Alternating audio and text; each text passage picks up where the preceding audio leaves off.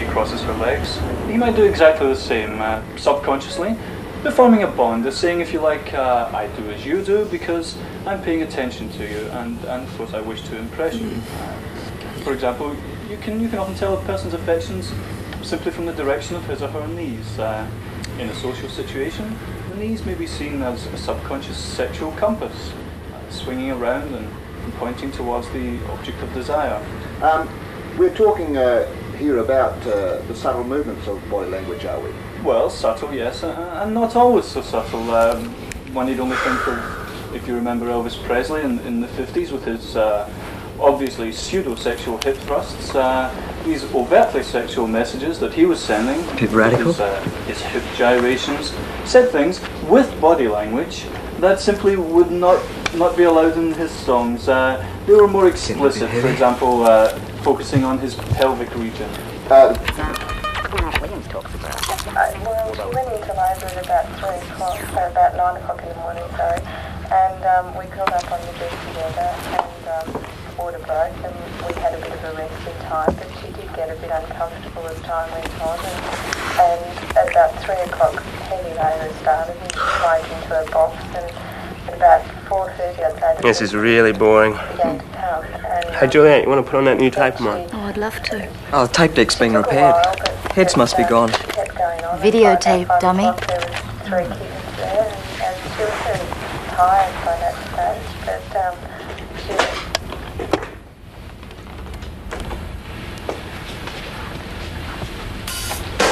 Oh, sorry.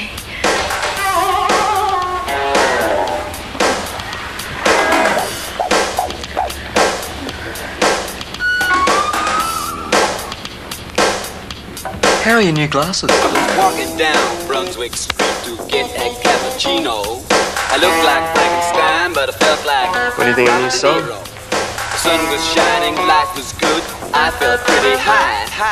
Then I got laughed at by a retro guy on Brunswick Street, a retro guy. In Brunswick Street. He was dressed in black fabric from his feet to his rockabilly hair, and he started humming his Miles Davis too, and he gave me a silly stare. Said, Daddy, oh, I mean like why do you dress like that, be a retro guy? Daddy, oh, I mean like why do you dress like that, be a retro guy? Daddy, oh, I mean like why do you dress like that, be a retro guy? Can't you sit still? Just getting comfortable, Juliet. Be a retro guy. All right, retro guy.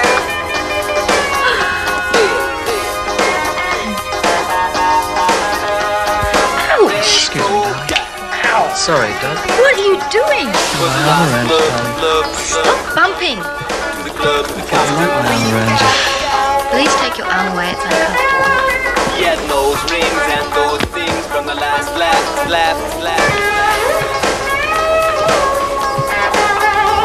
On a soul search in his left brain. Chica.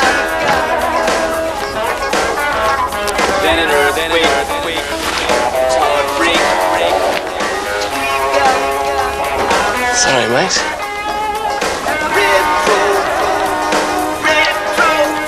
Why don't you sit on the chair, Doug? It's really comfortable. I can see Juliet's nipples out of the corner of my eye. She's wearing a very flimsy blouse which reveals much.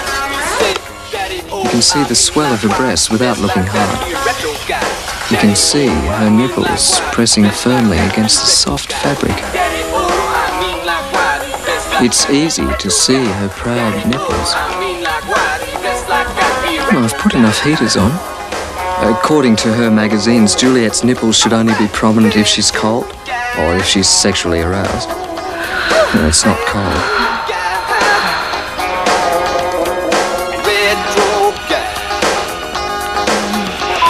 Was the last club on the guest list, flying east west to the club Costa Rica.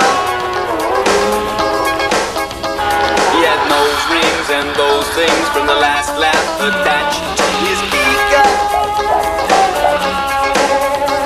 On a soul search in his left brain for a reason to give to his chica. You Well, listen, Doug, why don't you go sit down in a chair? I'm sweet.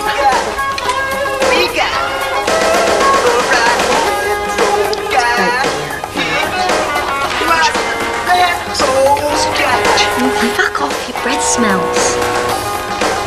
Hey, boy. Let your girlfriend down.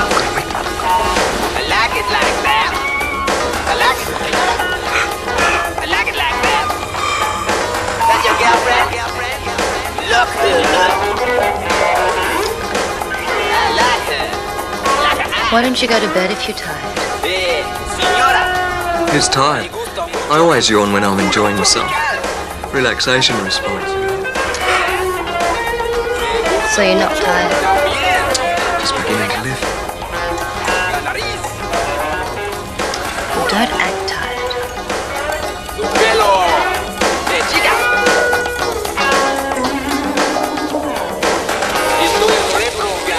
Hombre retro. Sí, señor. Por favor. Hey, caballita.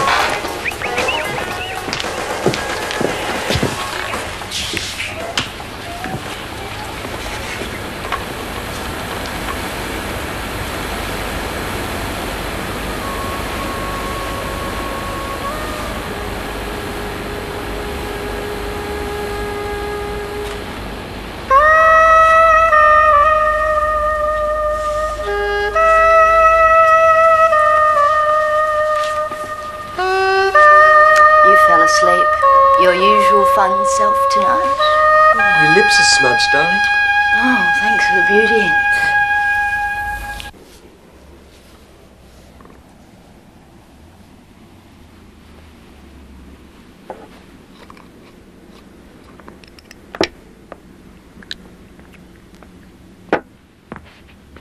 What are you snooping round for? I feel a bit dry. Oh, really? You just can't get it right, can you? You're so funny.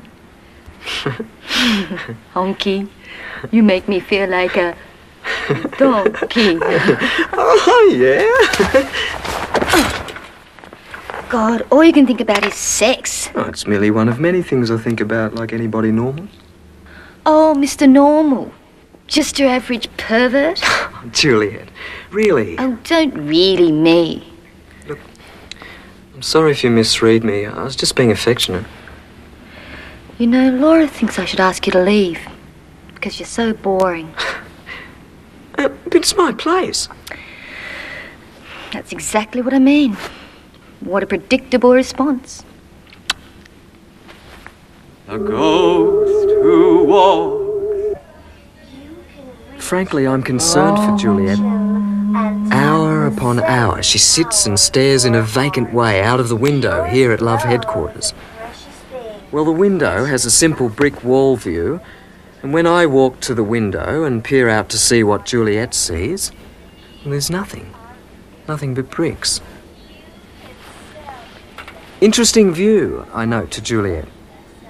Yeah, wow, she exclaims in a friendly manner, and I just can't understand it. It's not my Juliet speaking. It's an imposter, an android, a false being, a facsimile Juliet, a replica of the real thing.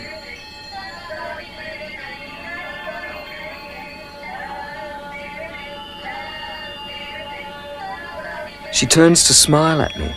I ironed your shirts.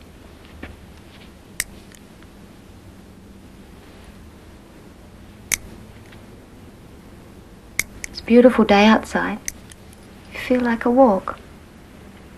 Everything links up, you know. All the lines. The world is full of lines, this false Juliet tells me. I mean, like, what are these lines that all link up?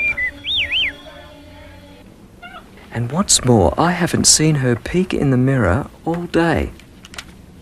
Not even one tiny glance in her own personal mirror. Perhaps it's because the mirror is a doorway into another dimension, which would suck the facsimile Juliet in, something like a whirlpool. And where is the real Juliet? All they want to do is give me Who has stolen my true love? make some money, do it. I'll wager it's the work of some evil cult.